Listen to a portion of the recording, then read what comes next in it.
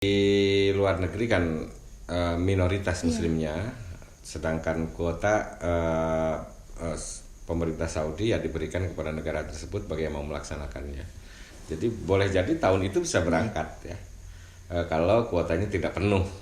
Makanya lebih baik segera mengajukan gitu ya, mungkin ada 4-5 bulan lah waktu untuk mengajukannya.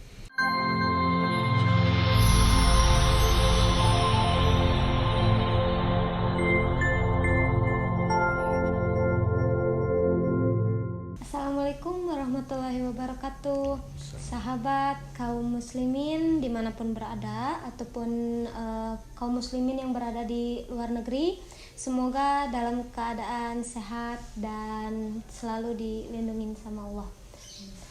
Terima kasih sebelumnya atas dukungannya dan subscribe-nya di channel Tatas Kurnia Official ini.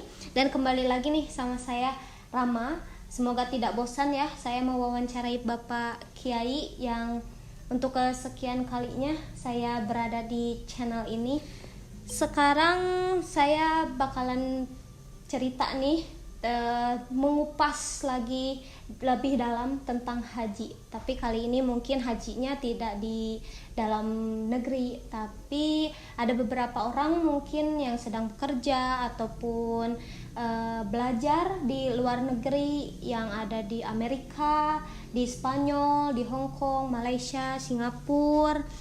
Terima kasih juga kepada warga negara Indonesia yang tinggal di luar negeri yang telah menonton atau mensubscribe channel Tatas Kurnia Official. Semoga kami memberikan informasi yang cukup dimengerti oleh semua warga Indonesia yang berada di luar negeri. Untuk pertanyaan yang pertama nih Pak Kiai. Tapi sebelumnya saya ucapkan terima kasih Pak Kiai telah memberikan kesempatan kembali kepada saya untuk bisa mewawancarai kembali. Sama-sama Mbak Rana, sama-sama.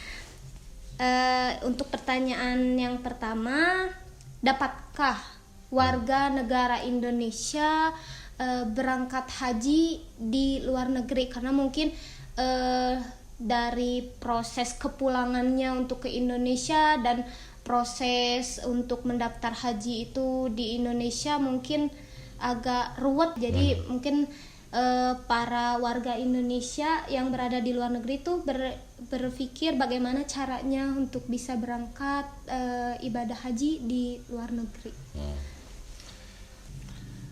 Terima kasih Mbak Rama. Terlebih dahulu saya mengucapkan Assalamualaikum warahmatullahi wabarakatuh ya, terutama kepada sahabat kaum muslimin di mana saja berada, baik yang biasa menonton channel Tatas Kurnia Official ini, terutama sahabat kaum muslimin yang berada di luar negeri ya, baik dalam kerangka tugas, kerangka belajar, kerangka bekerja. Mudah-mudahan Allah senantiasa memberikan perlindungan kepada kawan-kawan sahabat kaum muslimin ya di luar negeri, dan Allah memberikan keberkahan hidup ya terutama. Baik Mbak Rama, pertanyaan tadi mungkin karena merespon ya, ada beberapa pertanyaan yang masuk ya ke Tatas Kurnia Official ini. Bagaimana katanya kalau warga negara Indonesia yang tengah di luar negeri ingin melaksanakan ibadah haji.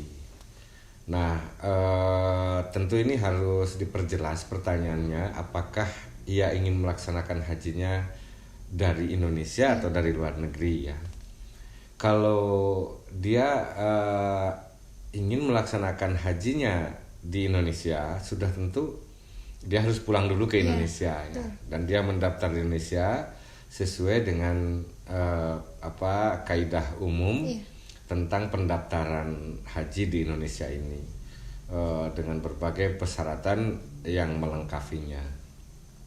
Tetapi jika umpamanya yang menjadi pertanyaan itu bahwa hajinya ini dari luar negeri, dari negara yang didatangi atau tengah diami sekarang. Karena kan di luar negeri tuh Pak minoritasnya Kaum bukan, musliminnya iya, ya. kaum musliminnya kan sangat Ya, minoritas. terutama mungkin para WNI yang kebetulan eh, tinggal di negara yang minoritas Iya. ya, artinya muslimnya minoritas. Namun begini Mbak Rama ya, sebetulnya bagi warga negara Indonesia yang tinggal di luar negeri, baik dalam kerangka kerja, baik dalam kerangka belajar atau dalam kerangka tugas, sesungguhnya tidak ada masalah jika ingin melaksanakan ibadah haji. Malah menurut hemat saya ini lebih cepat malah ya kalau kita bisa mengurusnya dengan baik dibanding kalau pulang dulu ke Indonesia lalu menanti begitu lama. Jika punya kesempatan dan punya biaya untuk bisa melaksanakan itu, bukan tidak mustahil warga negara Indonesia bisa ia melaksanakan haji dari negara tempat ia tinggal. Baik di negara yang minoritas muslimnya atau ya mungkin juga mayoritas ya, asal mungkin memenuhi persyaratan sudah tentu ya. Umpamanya nih di Hong Kong bekerja di Hong Kong atau di Spanyol atau di Jerman itu boleh-boleh saja, asal seseorang itu baik karena kerangka kerja atau tugas atau belajar, ia memiliki surat keterangan diri sebagai bukan warga tapi pendatang ekspatriat yang ada di negara tersebut, yang disebut dengan residency permit ya. Jadi ada izin tinggal, ada ID tinggal di sana. Kalau istilah di Saudi namanya igomah gitu. Jadi itu asal kita memiliki residence ID atau resident permit yang menyatakan bahwa kita memang berada di negara tersebut, dengan otomatis bahwa orang tersebut sudah terdaftar sebagai dalam kependudukan negara tersebut yang ditinggali gitu. Maka itu syarat utamanya ya. Kemudian syarat yang kedua, kalau ia umpamanya bersuami istri, maka ia harus datang dulu ke Konsulat Jenderal Republik Indonesia di negara yang ditinggali, kemudian untuk mentransliterasikan surat nikah ya. Jadi bahwa kita betul-betul umpamanya melaksanakan ibadah haji, pengajuan surat nikah yang sudah ditransliterasikan ke dalam bahasa negara yang didatangi, umumnya bahasa Inggris, itu melalui Konsulat Jenderal. Nah, usai itu baru ia mencari travel haji yang ada di negara tersebut. Oh, tersedia ya, Pak? Insya Allah ada. Ya. Setiap negara itu yang memiliki hubungan diplomatik dengan pemerintah Arab Saudi itu pasti ya memiliki travel ya, walaupun di negara yang minoritas Muslim. Umpamanya di Hong Kong, kalau saya lihat kalau kita bersamaan berada di Mekah itu travel ya tidak kurang dari 3 atau 4 travel ya yang ada di Hong Kong saja. Itu bisa dihubungi dan kita serahkan untuk data-data diri kita, kemudian untuk diajukan pengajuan visa haji. Nah, pengajuan visa haji dari negara yang kita tinggali tersebut diserahkan segala persyaratannya dan kita pun memenuhi ketentuan-ketentuan persyaratan tersebut. Biasanya umumnya ya, dari pengalaman beberapa kawan yang tinggal di Jerman, yang tinggal di Spanyol, yang tinggal di Prancis, yang melaksanakan haji dari negara tersebut, umumnya mereka itu tidak terlalu rumit, jadi gampang saja. Jadi ia mengajukan visa haji ke kedubes atau kedutaan besar Saudi yang ada di negara tersebut. Usai itu baru kemudian kita ya booking tiket yang berangkat ke Saudi kalau tidak ada travel nih Mbak ya. Jadi kita datang ke kedubes Arab Saudi dan mengajukan visa haji. Usai itu baru kita cari-cari tiket yang sekiranya kita kapan bisa masuk ke Saudi. Kalau pribadi umpamanya. Tapi kalau ikut travel itu lebih enak. Jadi semua sudah diurusi sampai ke tiket. Hanya mungkin masalahnya Mbak Rama akan berbeda dengan penanganan haji seperti di Indonesia ya. Umpamanya di Indonesia kan biasanya terbimbing, ada bimbingan manasik haji yang begitu lama dan begitu detail gitu. Bagi mereka para saudara kita WNI di luar negeri mungkin itu kendala. Jadi harus bimbingan manasiknya belajar sendiri, lebih mandiri, itu lebih bagus. Jadi sumbernya banyak sekarang, googling saja ya, pokoknya di internet keterangan tentang manasik haji itu seperti apa. Hanya mungkin kita tidak bisa praktek, tapi toh nanti di Mekah, kalau sudah datang ke Mekah atau ke Madinah itu kita bisa gabunglah dengan masyarakat Indonesia atau sama-sama dalam pelaksanaannya. Jadi kita akan lebih tahu dan mengikuti yang tahu rombongan haji Indonesia. Jadi itu tadi Mbak Rama, jadi tidak ada kesulitan sesungguhnya. Kalau kita mengajukan ya ke pihak kedutaan besar Saudi yang ada di negara-negara tempat tinggal kita sekarang, baik dalam kerangka kerja ataupun mau belajar atau dalam kerangka tugas, seseorang bisa melaksanakan ibadah haji di negara tersebut. Malah kemungkinan besar karena kuotanya tidak terisi, itu bisa langsung, bisa cepat. Kalau dia kembali dulu ke Indonesia bisa lama, berpuluh-puluh tahun, bisa sampai 30 tahun ya kalau di kota-kota besar.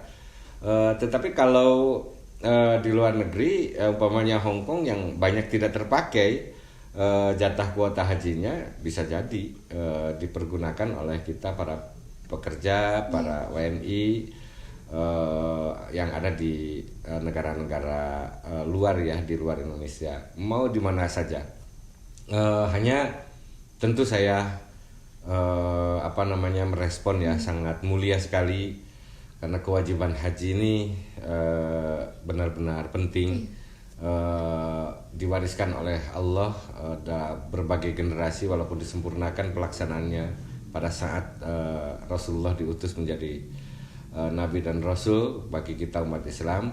Haji ini memang ibadah penting, dan kita kalau sudah merasa terpanggil dan punya kesempatan, bukan tidak mustahil. Dari manapun pelaksanaannya sama-sama saja. Yang penting haji itu dilaksanakannya di Mekah saja. Hanya mungkin kalau ini menurut pengalaman saya, punya kawan di Jerman, dia dalam kerangka tugas, dia ikut ke travel yang ada di situ, kemudian berangkatnya juga dari situ, menggunakan pesawatnya juga dari situ ya, 2 kali transit katanya. Kemudian nanti sudah tiba di Mekah itu, jadi ada sesuatu yang tidak sama seperti Indonesia. Kalau Indonesia kan lama sekali, 40 hari. Kalau seperti kayak Spanyol, Hong Kong itu ya hanya 23 atau 24 hari paling lama ya. Jadi mereka yang intinya saja datang pelaksanaan haji di Mekah. Di Madinahnya hanya 4 hari. Jadi mereka tidak bisa melaksanakan sholat arba'in gitu ya. Itu salah satunya ya, Mbak Rama. Tadi penjelasan dari Pak Kiai sebelumnya, karena mungkin jarang sekali ada travel agent ya, Pak Kiai, di luar negeri itu. Kalau misalkan ada jemaah untuk yang mencari tiket sendiri, dan itu prosedurnya apa terkonek dari pemerintah ke pemerintah, atau dari jemaah ada seseorang yang mungkin mengenal di Saudi Arabia? Oh, tidak sesungguhnya, karena kalau nanti dia berangkat umpamanya dari Spanyol ya, tidak direct Spanyol, umpamanya ke Mesir pakai Egypt Air umpama ya, dia ke Mesir, dari Mesir baru ke Saudi umpamanya. nanti di imigrasi Saudi itu sudah akan dilihat oleh pihak imigrasi bahwa ini visanya visa haji gitu. Jadi bukan visa ziarah atau visa kerja atau visa apa, tapi dia di paspornya itu visa haji. Maka sudah otomatis akan diarahkan ke bagian haji ya. Kemudian nanti kita umpamanya mau karena sendiri nih tidak ikut travel mau di Jeddah atau mau di Madinah, tergantung penerbangan kita, itu bisa mencari taksi atau kendaraan sewaan ya untuk kita mengantar. Dan untuk pemesanan hotel dan tempat tinggal di situ pun sesungguhnya tidak terlalu sulit sekarang ini. Kita bisa menggunakan pesanan melalui internet ya, jadi sangat gampang gitu, Mbak Rama. Kalau untuk ini Pak Haji, karena kalau di Indonesia kan mungkin sudah dipersiapkan ya, dari Indonesia dan di Saudinya itu kayak seperti mutawif. Nah kalau di luar negeri itu cara untuk berkomunikasi mempersiapkan di Saudinya bagaimana Pak? Sebetulnya bisa kalau untuk di Saudi ya, banyak para TKI atau tenaga kerja Indonesia di Arab Saudi ini, mereka yang akan begitu sukarela membimbing, memberitahu gitu ya, akan memberikan ini. Dan kalau sudah sampai di sana kan juga bisa komunikasi dengan orang-orang Indonesia juga sebetulnya. Jadi tidak terlalu kesulitan, tanpa ada pemandu pun sesungguhnya kita ikut dengan orang-orang Indonesia udah sama, karena waktu hajinya kan sama. Jadi tidak berbeda waktu, tidak untuk Spanyol, untuk Indonesia berbeda, semuanya sama. Jadi kerangka pelaksanaan ibadah hajinya sesungguhnya sama aja Mbak Rama.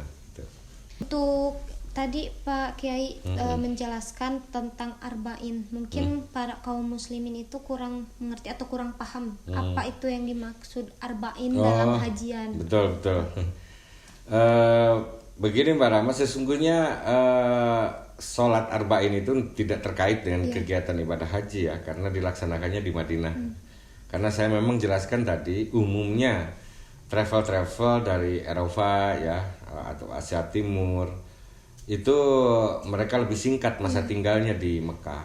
Jadi tidak lebih dari 24. Jadi mereka pokok-pokoknya saja yang melaksanakan ibadah haji yang rukun-rukunnya di Mekah. Karena haji itu di Mekah. Jadi ke Madinah itu ziarah. Nah, umumnya jemaah haji Indonesia karena durasi waktu tinggal di Mekahnya lama, 40 hari gitu ya.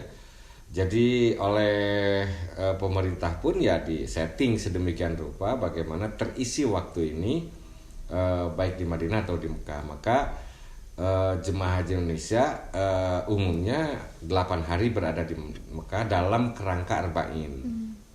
Nah, arba'in ini sebuah istilah untuk penyebutan aktivitas sholat. Jadi aktivitas sholat dari kata arba'in itu artinya 40. Jadi sholat yang 40 kali. Memang diambil dari sebuah hadis dari Anas bin Malik yang diriwayatkan oleh Imam Ahmad. Kalau tidak salah, Rasulullah pernah bersabda,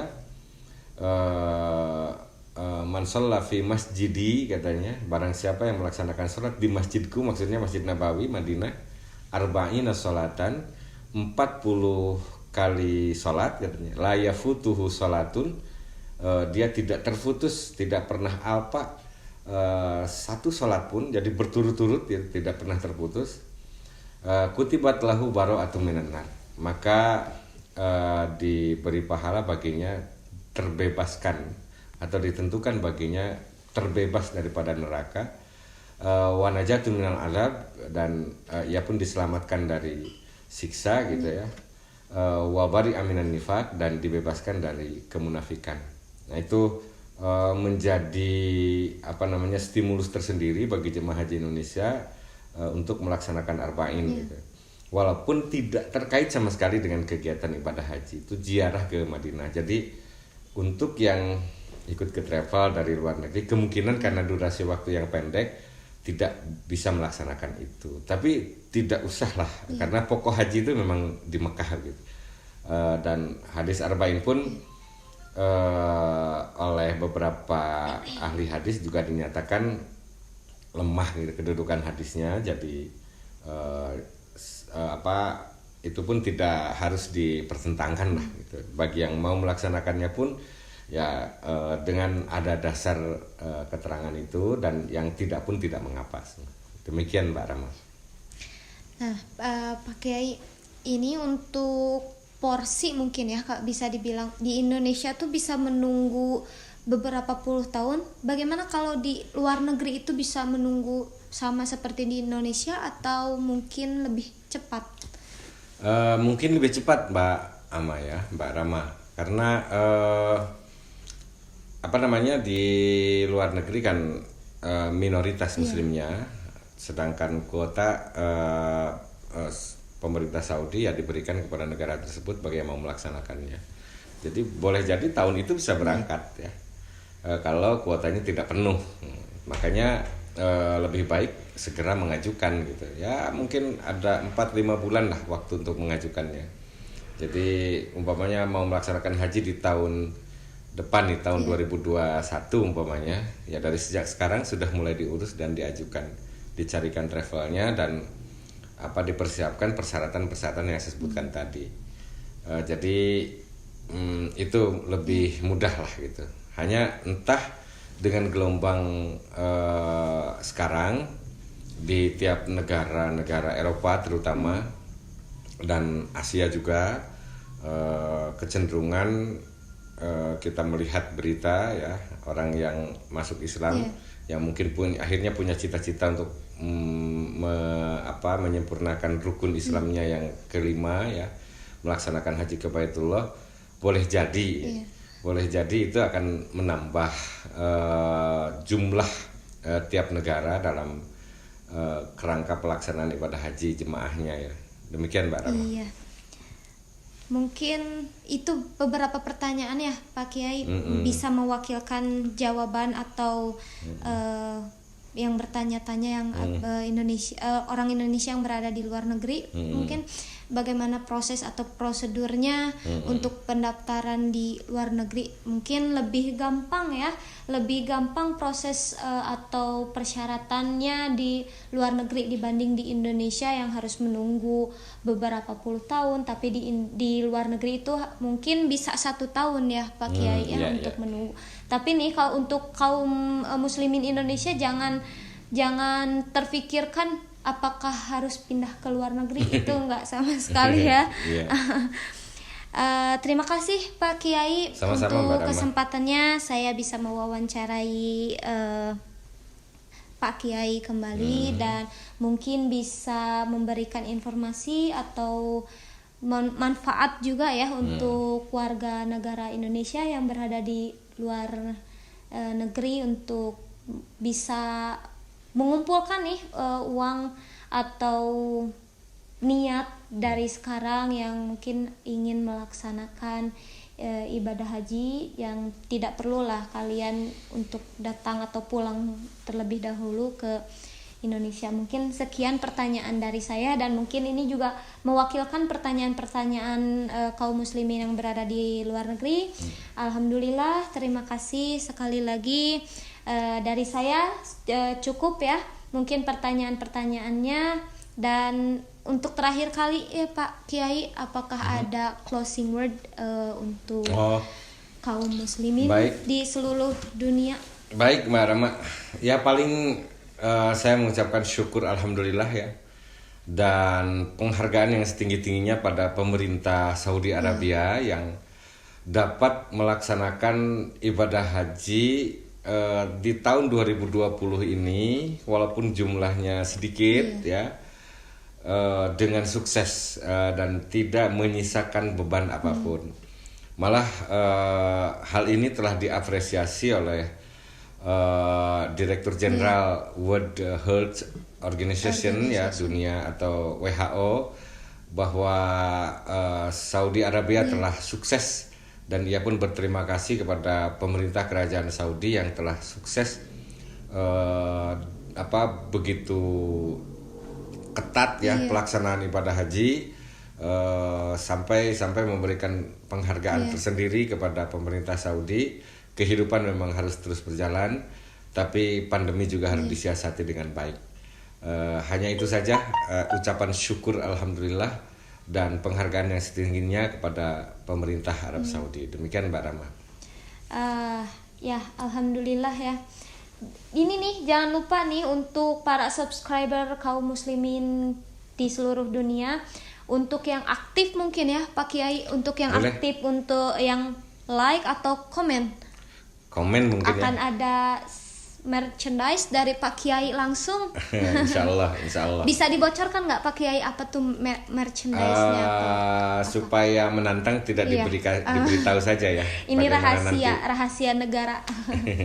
Terima kasih sekali lagi. Jangan lupa nih untuk tim Tatas Kurnia Official ini dari kaum muslimin, komennya berikan semangat lagi untuk bisa terus menerus ya Pak Kiai memberikan konten yang bermanfaat, ataupun penjelasan mungkin lain kali ada bahasan selain haji ya Pak Kiai. Insya Allah. Terima kasih. Jangan lupa komen, subscribe, dan like-nya. Assalamualaikum warahmatullahi wabarakatuh. Wassalamualaikum warahmatullahi wabarakatuh.